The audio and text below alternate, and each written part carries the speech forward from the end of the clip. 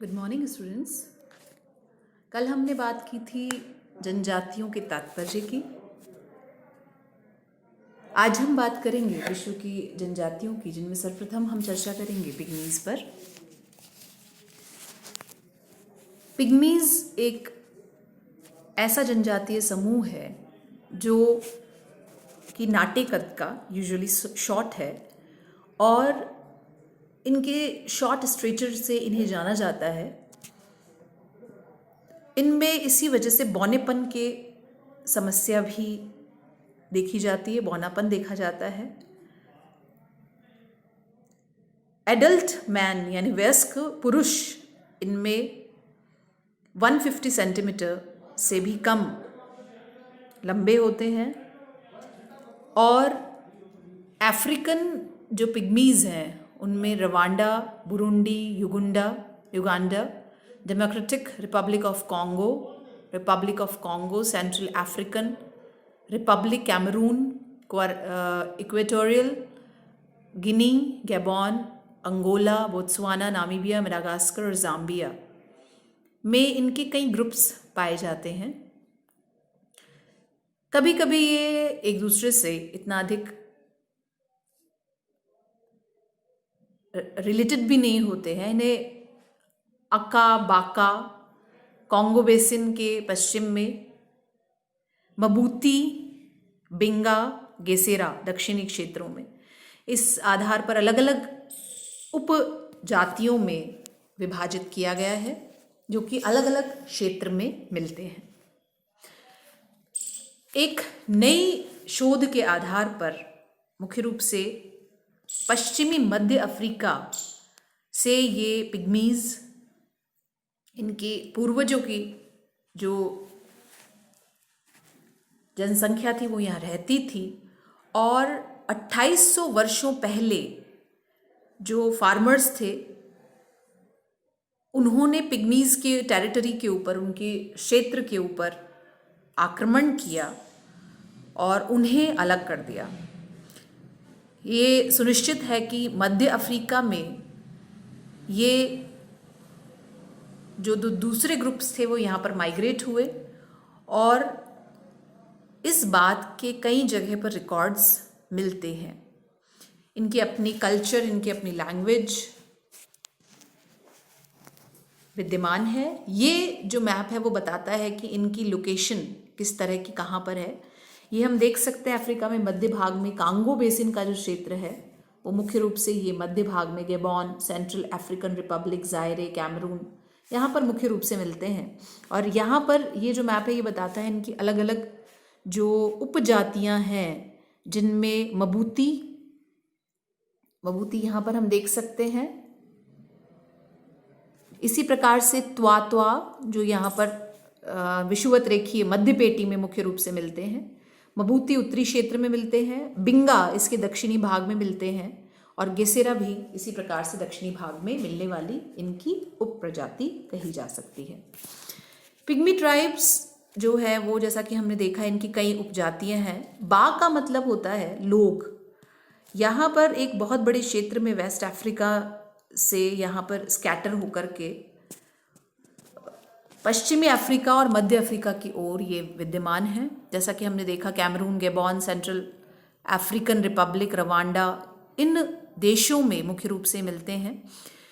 ये पिग्मीज कई different languages बोलते हैं, और जनरली नेबरिंग भाग में रिलेटेड उनसे संबंध हैं जो कि कई बार नॉन पिग्मी लोग हैं, उनसे भी इनका संबंध प्राचीन समय में रहा है। ये निश्चित रूप से इनके जो फॉरेस्ट स्पिरिट, जो इनको अलग अलग लैंग्वेजेस जो ये प्राचीन समय में बोलते रहे हैं, वो मुख्य रूप से इनके कुछ विशेष शब्द हैं जो कि पिग्मी ट्राइब्स के ज़रिए दूसरी ट्राइब्स में कम्युनिकेट करने के लिए भी काम में आते हैं। अगर हम इनकी इकोनॉमी की बात करें, इकोनॉमी में मुख्य रूप से ये नॉमेडिक यानी कि खास तौर से ये अपना आखेट के माध्यम से अपना भरण पोषण करते हैं। एक क्षेत्र में ये प्रायः रहते हैं, और माना जाता है कॉन्गो रेन फॉरेस्ट में ये लगभग 2.5 लाख से 6 लाख वर्ष से यहाँ पर कॉन्गो रेन फॉरेस्ट में निवास कर रहे हैं। मैं आपको बता देती हूँ, rain forest, equatorial rain forest वो क्षेत्र है जहाँ पर साल भर सूर्य की सीधी किरणें पड़ती हैं और करीब दिन तक, अपराह्न मध्याह्न समय तक, लगभग 12-1 बजे तक पर्याप्त मात्रा में यहाँ पर सीधी सूर्य की किरणें आती हैं और जिसके कारण इवेपोरेशन बहुत ज़्यादा है, वाष्पोत्सर्जन बहुत ज़्यादा है, वाष्पीकरण बहुत ज़्यादा है, जिसके कारण बादल बनते हैं और लगभग दिन के 3-4 बजे तक पर्याप्त वर्षा होती है और रातें ठंडी हो जाती हैं। तो ये ह्यूमिड जोन है। यहाँ पर रेन फॉरेस्ट लगभग 3-4 अलग अलग वितान यहाँ पर वृक्षों के देखे जाते हैं।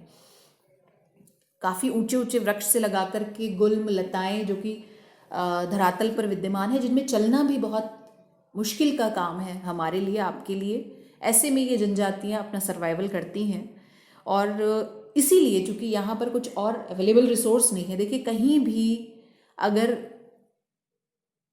हम हैबिटाट की बात करें, इकोनॉमी की बात करें, सोसाइटी की बात करें, तो वो वैसी ही होगी जैसा वहाँ का एनवायरनमेंट होगा, जैसा प्राकृतिक परिस्थितियाँ होंगी। या तो मनुष्य अपने शारीरिक रूप से उसके साथ अनुकूलन करता है अथवा तकनीक के माध्यम से उसमें कुछ परिवर्तन करता है। तो प्रायः ये यहाँ पर रहने वाले जो लोग हैं, वो ये जनजाति आखेट करती हैं या एकत्रीकरण, जो प्लांट्स हैं, क्रॉप्स हैं, कंदमूल हैं, उनका एकत्रीकरण करती हैं और अपना भरण पोषण करती हैं। ये फॉरेस्ट, ये जंगल ही उन्हें वो प्रोवाइड कराते हैं जो उन्हें अपने सर्वाइवल के लिए चाहिए। पिग्मी ग्रुप्स जो हैं वो अब स्ट्रेचर में बहुत ही शॉर्ट होते हैं, छोटे होते हैं और अपने नेबरिंग फार्मर विलेजेस और उनके लिए कार्य करते हैं और फॉरेस्ट जो प्रोडक्शन है वो अपना एक्सचेंज भी करते हैं उनके साथ और उनसे दूसरे जो सामग्री है वो ग्रहण भी करते हैं।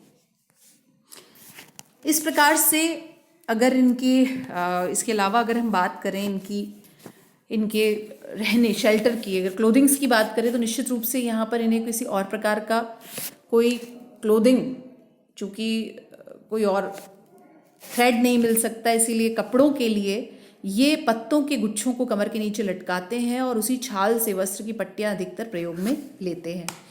और खाद्यान्न में जैसा कि हमने बात की, ये जंगली जानवरों का आखेट करके उन्हें उनका भोजन ग्रहण करते हैं। इसके अलावा अपने वास स्थान के लिए झोंपड़ी की आकृति मधुमक्खी के छत्ते की तरह इनकी होती है, जिसका व्यास लगभग 2 मीटर और ऊंचाई लगभग 1.5 मीटर होती है।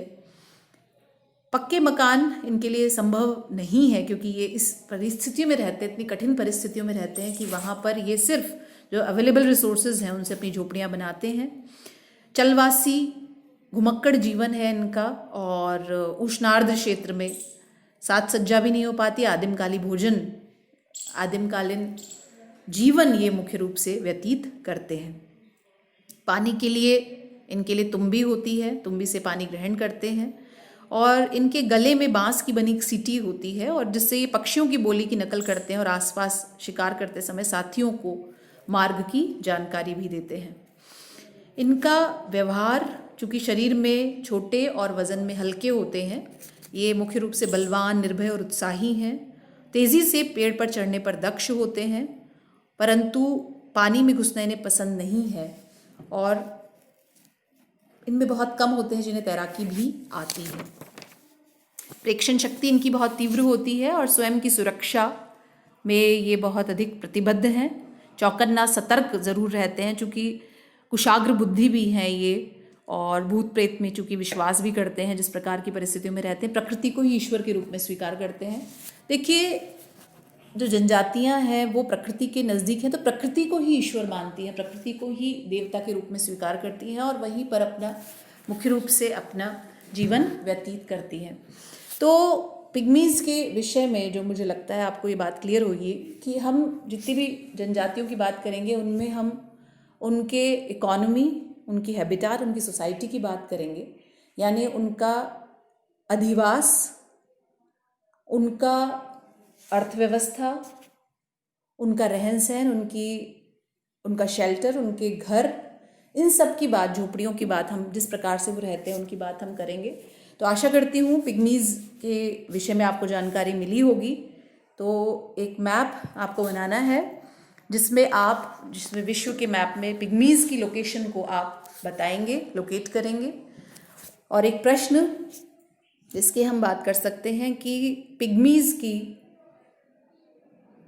हैबिटाट, उनके अधिवास, उनकी समाज और उनकी अर्थव्यवस्था पर एक भौगोलिक नोट लिखिए, भौगोलिक निबंध लिखिए। इस प्रकार से प्रश्न बन सकता है। इसको आप अगर मानचित्र अलग से नहीं आता तो भी बड़े जो क्वेश्चन है उसमें भी आप मैप बनाइएगा और उसके बारे में लिखिएगा। इसे तैयार कर लीजिए। Thank you and take care.